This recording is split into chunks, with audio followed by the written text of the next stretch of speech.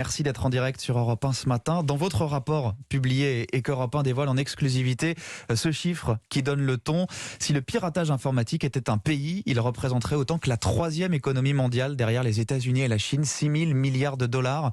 Comment on rivalise, Bernard Spitz, à l'échelle d'un pays comme la France contre une telle puissance ? D'abord en étant bon techniquement, ce qui est le cas. La France dispose objectivement de spécialistes dans tous ces domaines, que ce soit des entreprises qui développent des systèmes de protection, que ce soit la qualité des gens qui travaillent là-dessus.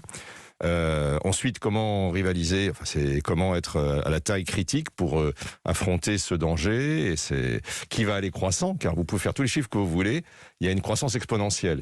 Le nombre de cas se multiplie par 2, 3, 4 chaque année.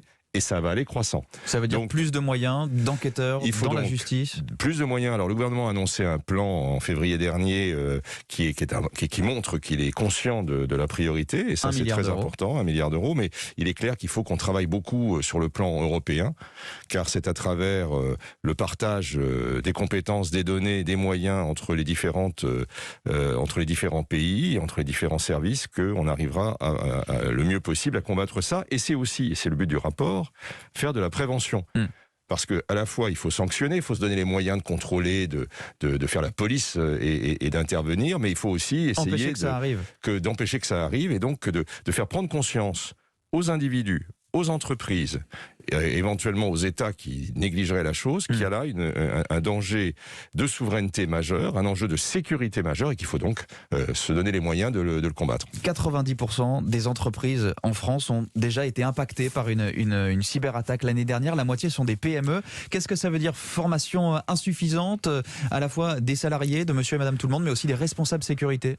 Ça veut dire beaucoup de choses. Ça veut dire d'abord que nous vivons... Alors vous voyez, on parle toujours sur cette antenne comme ailleurs, et parce que c'est notre vie, hélas, à nous tous depuis 1 an, on parle du virus de la Covid-19. Virus sanitaire, pas du virus informatique. Oui, mais vous voyez, on retrouve le mot virus dans les deux cas.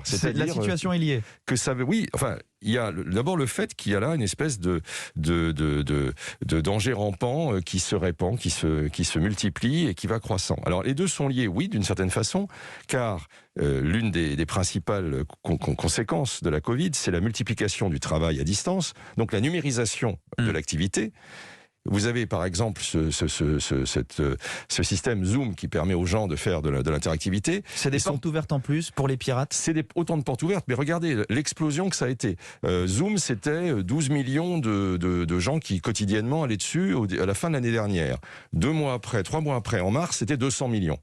Donc c'est dans cet univers de communication numérique, où toutes les données passent, où l'activité numérique explose, et bien évidemment c'est un terrain de chasse formidable. Mais il ne faut pas croire que les deux sont liés, au sens que lorsqu'on aura convaincu le coronavirus, on aura vaincu la cybercriminalité. Le télétravail va rester et il faudra non seulement une sécurité renforcée, mais toute la numérisation du monde. Et donc bien évidemment c'est un sujet qui est probablement l'un des facteurs de risque les plus importants à l'échelle mondiale. Parce que les réseaux en face sont extrêmement organisés, on a affaire à des groupes qui ressemblent à du crime organisé, c'est ce que vous dites dans ce rapport, qui sont du crime organisé. Ça en est avec toutes les dimensions, c'est-à-dire vous avez les petites frappes qui vont vous faire essayer de confisquer les données et puis de faire d'une espèce de petit chantage, c'est ce qu'on appelle le rançonnage, c'est-à-dire le ransomware, c'est de la rançon, on vous bloque vos données et pour que vous puissiez les réutiliser, ce qui d'ailleurs est rarement le cas, il faut que vous payer.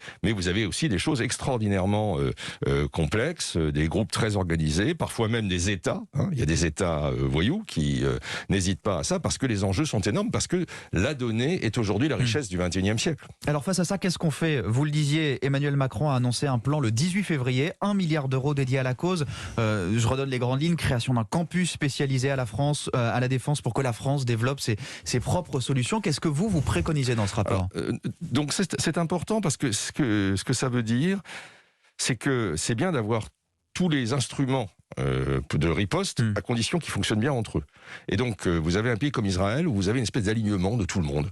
L'industrie, la recherche, l'université, l'armée, etc. Vous demandez notamment plus de moyens, plus d'agents spécialisés dans la justice. Alors, il faut, une fois que tous les moyens existants travaillent du mieux possible entre eux, et ça c'est l'idée du campus, qui travaillent le mieux possible à l'international, ça c'est une action internationale, et puis il faut aussi des moyens, oui. On a des gens très performants, mais enfin ils n'ont pas encore ni les moyens humains, ni les moyens matériels d'aller au bout. Et donc il y a une partie de ce plan qui est consacré à ça, mais bien sûr qu'il va falloir augmenter les moyens humains et au niveau de la justice, créer une filière de cybermagistrats. Qu'est-ce que ça voudrait dire par exemple? Ça veut dire il y a aujourd'hui au sein du parquet une filière spécialisée, mais elle est composée de peu de gens. Il faut en augmenter les moyens, en augmenter la capacité, et ça c'est quelque chose qui va aller sans cesse croissant, parce que les progrès du numérique entraînent les progrès de la cybercriminalité. Il faut donc parallèlement il y ait les progrès des moyens de lutte contre elle. Vous demandez aussi au gouvernement de lancer plus de campagnes d'information, de sensibilisation. C'est vraiment le nerf de la guerre, ça aussi. La sécurité, c'est l'affaire de chacun d'entre nous. Oui, c'est pas que le gouvernement, c'est tout le monde. C'est-à-dire justement un rapport comme celui-là. Je pense que tout l'écosystème qui va du MEDEF aux différentes organisations, aux fédérations, et je pense notamment à l'assurance, puisque j'en étais le président, mais surtout l'assurance, c'est le moyen aussi de sensibiliser les entreprises. Vous savez, chez vous, les gens ont compris que c'était mieux d'abord de ne pas laisser les fenêtres ouvertes, ensuite de mettre des portes blindées, etc. C'est exactement la même chose. Et il faut savoir que ce sont beaucoup d'erreurs humaines ou de manque d'attention qui provoquent les brèches qui permettent ensuite, dans des entreprises, dans des PME ou dans des foyers, à des pirates de s'infiltrer. S'assurer, porter plainte et ensuite, de l'autre côté, renforcer l'arsenal juridique et plus de bras au sein de la justice, des cybermagistrats, un pôle cyber au niveau du parquet de Paris. Voilà quelques-unes des pistes, des recommandations qui sont dans votre rapport Bernard Spitz. Une cyberattaque toutes les 14 secondes dans le monde. Un secteur qui pèse autant d'argent que la 3e puissance mondiale. Et la France qui s'arme pour faire face, mais qui doit mieux faire, si je vous ai bien entendu. Merci beaucoup, Bernard Spitz, d'être venu nous détailler ce rapport du Club des juristes sur le cyber-risque sur Europe 1. Très bonne journée, merci d'avoir